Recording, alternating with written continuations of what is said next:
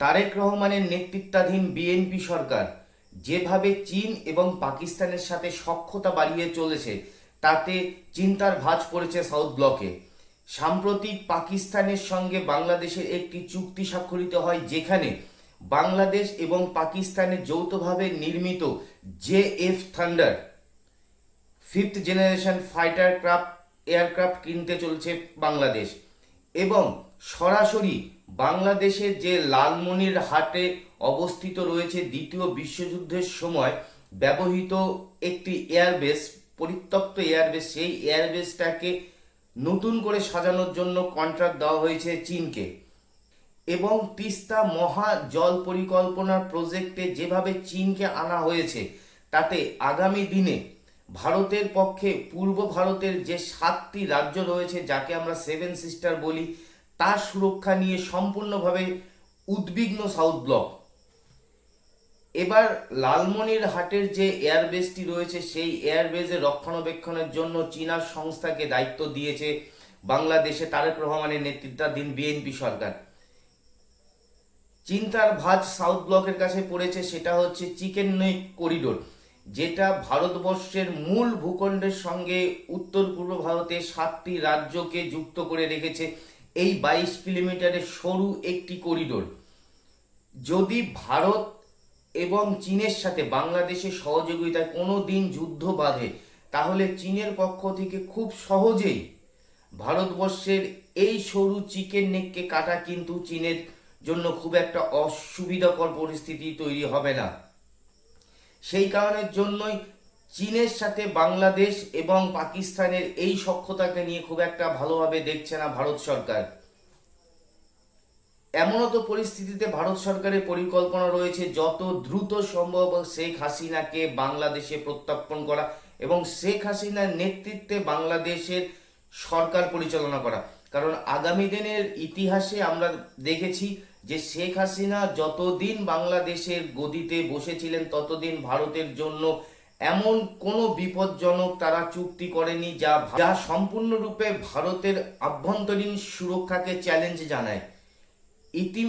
এমনত পরিস্থিতিতে ভারতবর্ষও কিন্তু সর্বোচ্চভাবে প্রস্তুত রয়েছে এবং চিকেন নেক বা শিলিগুড়ি করিডোরকে সম্পূর্ণ সুরক্ষিত রাখবার জন্য এখানে ভারত তার থিয়েটার কমান্ডকে সম্পূর্ণভাবে অ্যাক্টিভ করে রেখে দিয়েছে। এবং শিলিগুড়ি যে হাসিমারা এয়ারবেস রয়েছে সেখানে রাফাল রয়েছে, সাথে ভারতের পক্ষ থেকে একটি 33 কিলোমিটারের লম্বা সুড়ঙ্গও তৈরি করা হচ্ছে, যাতে আপাতকালীন পরিস্থিতিতে যদি এয়ার বম্বিং এর মাধ্যমেও শিলিগুড়ির চিকেন নেক করিডোরকে যদি কাটার চিন্তা ভাবনা করা হয় শত্রুপক্ষ থেকে, তাহলে পরে এই সুড়ঙ্গ পথ দিয়ে যাতে সেনা এবং তার রসদ সম্পূর্ণভাবে সেনাবাহিনীর কাছে পৌঁছানো যায়, সেই বিষয়ে কিন্তু ভারত সরকার সম্পূর্ণরূপে তৎপর রয়েছে। এইবার চিকেন নেককে সুরক্ষিত করবার জন্য ভারত সরকারের পক্ষ থেকে যা ব্যবস্থা নেওয়া সেটা তো নেওয়াই হয়েছে। এবং সাথে ভারত সরকারের পক্ষে আর একটা জিনিস যেটা করা সবচেয়ে পূর্ণ গুরুত্ব বিষয়, সেটা হচ্ছে চিকেন নেকের যে 22 কিলোমিটারের যে সরু গলি রয়েছে সেটাকে গন্ডারের নেক বা সেই 22 কিলোমিটারটাকে 122 কিলোমিটার বা 222 কিলোমিটার চওড়া করা এখন ভারত সরকারের কাছে সবচেয়ে বড় গুরুত্বপূর্ণ বিষয় হয়ে চলেছে। কারণ এই জায়গাটিকে যদি আমরা বাড়াতে পারি তাহলে পরে আমাদের সুরক্ষা নিয়ে যে চিন্তাটা রয়েছে সেই চিন্তাটা কিন্তু থাকছে না।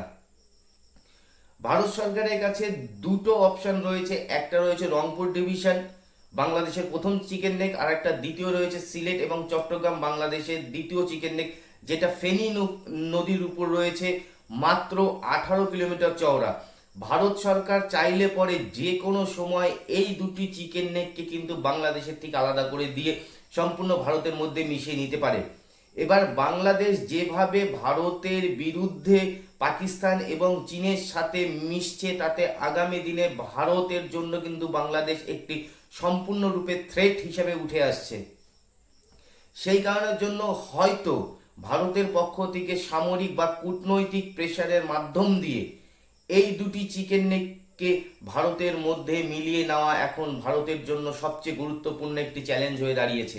কারণ তারেক রহমানের সরকার প্রথম দিকে যেভাবে ভারতের সঙ্গে মৈত্রতাপূর্ণ সম্পর্ক রাখার চেষ্টা করেছিল, কিন্তু ধীরে ধীরে তার আসল মুখোশটি বেরিয়ে আসছে। এখন সে ক্রমাগত ভারতের থেকে দূরত্ব বজায় রাখছে এবং চীন ও পাকিস্তানের সাথে তাদের সখ্যতার সৃষ্টি করেছে।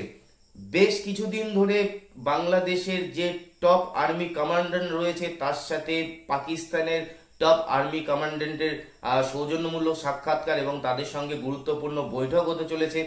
এবং আমরা এও খবর শুনেছি যে আইএসআই এর বেশ কিছু ক্যাম্প যেটা বাংলাদেশে উপস্থিত রয়েছে এবং আইএসআই চাইছে যে বাংলাদেশের যারা উগ্র মুসলিম বা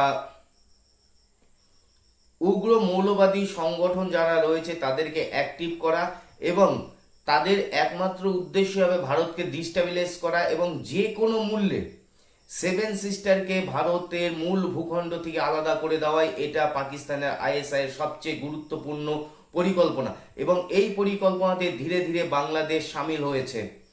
আপনারা খুব ভালো করে জানেন যে ছাত্র অভ্যুত্থানের মাধ্যম দিয়ে শেখ হাসিনাকে গদিচ্যুত করা হয় এবং তারপরে সেখানে অন্তর্বর্তীকালীন সরকার ডক্টর মোহাম্মদ ইউনূসের একটি সরকার বসে এবং সেই সরকারের পক্ষ থেকেও কিন্তু প্রথম থেকেই ভারত বিরোধী কথাবার্তা বলা হয়েছে এবং তিনি চীনে গিয়ে সরাসরি তো বলে এসেছেন যে পূর্ব ভারতের যে জলসীমা রয়েছে সেই জলসীমার একমাত্র মূল রক্ষাকর্তা হচ্ছে বাংলাদেশ, অর্থাৎ পূর্ব ভারতকে তিনি ল্যান্ডলকও বলে দিয়েছেন।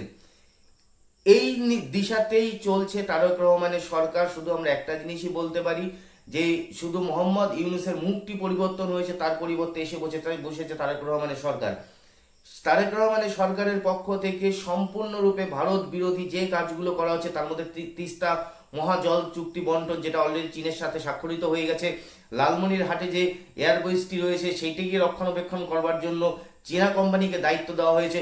অর্থাৎ ভারতবর্ষের যে সেন্সিটিভ এরিয়া চিকেন নেকের কাছে সরাসরি চীনা হস্তক্ষেপ বা চীনা ইঞ্জিনিয়ারিং এর বেশে চীনের আর্মির লোকজন বা চীনের গোয়েন্দার লোকজন আজ এসে সরাসরি ভারতবর্ষে চিকেন নেকের উপর নজর রাখতে পারবে, যেটা কিন্তু ভারতের অভ্যন্তরীণ সুরক্ষার জন্য সবচেয়ে গুরুত্বপূর্ণ থ্রেট হয়ে দাঁড়িয়ে গেছে এখন ভারত সরকারের কাছে।